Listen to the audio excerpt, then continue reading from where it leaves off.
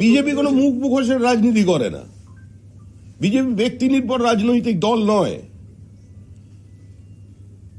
কিন্তু এটা নিঃসন্দেহে যে মন্ত্রিসভা গঠিত হবে সেখানে উনি থাকবেন। সুতরাং আমি বললাম, যেহেতু উনি পুলিশের সঙ্গে এত লড়াই টড়াই করেন সকাল থেকে রাত পর্যন্ত, বারবার কোর্টে যান, জীবন্ত পুড়িয়ে মেরে দিচ্ছিল তেল ঢেলে, তো সেই জন্য ওর সব পুলিশগুলোকে চেনে। তো ওই বৈঠকটা দলের পক্ষ থেকে বা সরকারের পক্ষ থেকে উনিই নেবেন জুন মাসে, এটা কালের দেওয়ালে লেখা হয়ে গেছে। ওনার ফ্লাইট আছে, আমাকে আপনারা ফলো করুন, একটা প্রোগ্রাম আছে, আমাকে একটু ফলো করুন। অভিষেক ব্যানার্জি বলছেন যে এসআইআর হোক এফআইআর হোক যাই হোক না কেন বিজেপির সিট কমবে, তৃণমূল অনেক বেশি আসনে জিতবে এবং আপনাদেরকে বিজেপিকে। ওনার কথাটা আপনারা সিরিয়াসলি নেন কেন? উনি এখন অব্দি যা যা বলেছেন, প্রথমে বললেন যে সৌমিত্র খান তিনি যদি একটা বুথে যেতেন তাহলে আমি রাজনীতি ছেড়ে দেব, বলেছিলেন তো। বলার পরে সৌমিত্রকে পুলিশ দিয়ে বিষ্ণুপুর ছাড়া করা হলো। সুপ্রিম কোর্ট থেকে বেল নিলেন 2019-এ, কন্ডিশনাল বেল, বলা হলো বিষ্ণুপুর বা বাঁকুড়া জেলায় ঢুকতে পারবেন না। উনার 7টা বিধানসভার মধ্যে খণ্ডঘোষে প্রচার করেছিলেন, যেহেতু সেটা বর্ধমানে। 6টা বিধানসভায় উনার তৎকালীন যিনি অর্ধাঙ্গিনী ছিলেন ওনার মিসেস প্রচার করেছিলেন। সৌমিত্র খান অনেক ভোটে জিতেছিলেন। দ্বিতীয়, আপনাদের স্মরণের জন্য বলি, 2019-এ একইভাবে ব্যারাকপুরে গিয়ে ভাটপাড়াতে গিয়ে উনি বলেছিলেন যে অর্জুন সিং যদি নির্বাচিত হয় আমি রাজনীতি ছাড়ব, 2 লক্ষ ভোটে হারাবো। হ্যাঁ, 2 লক্ষ ভোটে হারাবো। তারপরে 2021-এ নন্দীগ্রামে গেছিলেন ওনার পিসির জন্য প্রচারে। তা সেখানে গিয়ে বলে এসেছিলেন শুভেন্দু অধিকারী যদি এখানে জিততে পারে তাহলে আমি রাজনীতি ছাড়ব। এরকম অসংখ্য উদাহরণ রয়েছে। তাই আমরা অন্তত সিরিয়াসলি ওনার কথা নিই না। আপনারা কেন নেন জানি না, কি কারণ আছে সেটা আপনারাই বলতে পারবেন। আমরা অন্তত ভারতীয় জনতা পার্টি ওনার বক্তব্যকে সিরিয়াসলি নিই না। আমাদের লড়াই একেবারে কমপ্লিটলি মমতা বন্দ্যোপাধ্যায়ের নেতৃত্বে অপশাসন, কুশাসন এবং এই যে জঙ্গল রাজ এর বিরুদ্ধে, বাংলার হিত গৌরব ফেরানোর বিরুদ্ধে। মূল সুর বেঁধে দিয়ে গেছেন কিছুদিন আগে মেট্রো উদ্বোধনে এসে আমাদের মূল প্রচারক, যার ছবিকে রেখে, যার কথাকে নিয়ে আমরা নির্বাচনে লড়ি, রাজ্যে রাজ্যে জিতি, নরেন্দ্র মোদী। অর্থাৎ স্বাভাবিকভাবে বাংলার হিত গৌরব ফিরিয়ে আজকে বিজিবিএস এর দিন, তিনি সেদিন খুব ডাটা তথ্য দিয়ে বলেছিলেন স্বাধীনতার আগে এবং স্বাধীনতার পরে শিল্প, বিনিয়োগ, অর্থনীতিতে বাংলা যে জায়গায় ছিল সেই জায়গায় ফিরিয়ে আনার কমিটমেন্ট বিজেপি দিচ্ছে। আমি গ্যারেন্টি দিচ্ছি। এই ভাষা তিনি অত্যন্ত দ্ব্যর্থহীন ভাষায় বলেছিলেন, যাকে বলেন একবারে ভিতর থেকে উইল ফোর্স কাজ করেছিল ওনার সেই দিন। আমি এই জায়গা আনবো, আমি আপনাদের কমিটমেন্ট দিচ্ছি।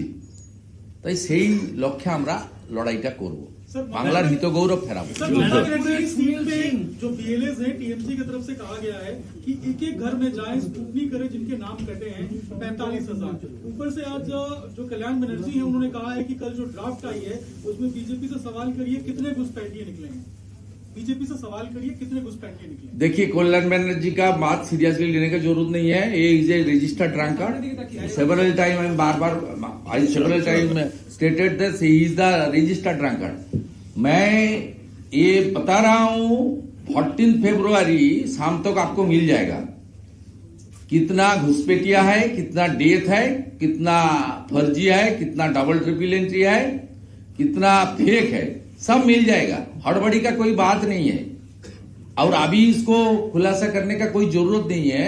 एसआईआर ऑन प्रोसेस, ये ड्राफ्ट वोटर लिस्ट है। अगले 1 महीने बहुत काम बाकी है और जो ममता बनर्जी का जो BLA 2 है वो भी भाजपा की अभी BLA 2 है, वो भी जाएगा, भाजपा की आदमी भी जाएगा। लेकिन जो डेथ हुआ उनका जिंदा करने का कोई स्कोप ममता बनर्जी का पास नहीं है, किसी का पास नहीं है। तो डेथ ही है। ব্যারাকপুরে আপনি সুনীল সিং এর সাথে একদিন কনভয় নিয়ে আপনি যাচ্ছেন, আপনার একটা পথ না, আমি করিনি। সুনীল সিং একটা রাস্তায় দাঁড়িয়ে, আমি একটা ছটের অনুষ্ঠানে গেছিলাম, তিনি সৌজন্য সাক্ষাৎ, তিনি এক সময় বিজেপি করতেন, শুধু বিজেপি নয় আমার সঙ্গে MLA ছিলেন। ভারতীয় জনতা পার্টি যিনি পাশে বসে আছেন ভারতীয় জনতা পার্টির যে সর্বোচ্চ নেতারা আছে এদের কাছ থেকে শিষ্টাচারের সংস্কৃতি, সৌজন্যের সংস্কৃতি দেখতে হয়। একটা এক্সএমএলএ রাস্তায় দাঁড়িয়ে আছে, শুভেন্দু অধিকারী 4টে গাড়ি নিয়ে ওখান দিয়ে পাস করছে, আমার দায়িত্ব, আমি 10 মিটার দূরে গিয়ে গাড়িটা স্লো করেছি, আমি গাড়ি থেকে নামার আগেই উনি এসেছেন, আপনারা ছবিতে দেখিয়েছেন, আমি একটি পদ্মফুল ওনাকে দিয়েছি ছটের প্রাককালে। ছটি মাইকে যে কোনো পুজোয় পদ্ম ছাড়া পুজো হয় না, আমি ওই ছটের আগের দিন একটা পদ্মফুল ওনাকে দিয়েছি, যাতে ওনার পরিবার যখন ছটের ব্রত নিয়ে যাবেন এই পদ্মফুলটা সূর্যদেবকে তিনি দেন। এটা তো পদ্ম তো বিজেপির সিম্বল নয়, পদ্ম হচ্ছে হিন্দুদের যে কোনো পুজোতে, আপনার বাড়িতেও যে কোনো পুজোতে পদ্ম ছাড়া পুজো হয় না, এটা স্বাভাবিক। এর মধ্যে রাজনীতি খোঁড়ার কারণ নেই। আর ভারতীয় জনতা পার্টির স্ট্যান্ড খুব ক্লিয়ার। ভারতীয় জনতা পার্টি নিচের তলায় যারা পরিবারগুলোকে আমরা সঙ্গে যুক্ত করে ভোট বাড়াতে চাই, ভারতীয় জনতা পার্টির কর্মীরা চান না তৃণমূলের কোনো নেতা এখানে এসে তার আসর সমৃদ্ধ করুক। ভারতীয় জনতা পার্টির রাজ্য সভাপতি, বিরোধী দল নেতা প্রত্যেকে ওয়ার্কারদের সেন্টিমেন্টকে মর্যাদা দিয়ে চলবে।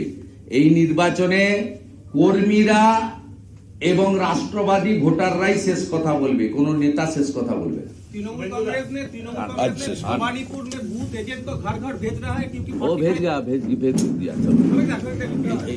चलो 45,000 भवानीपुर में नाम बात करने के बाद घर घर बूथ एजेंट भेज रहे हैं।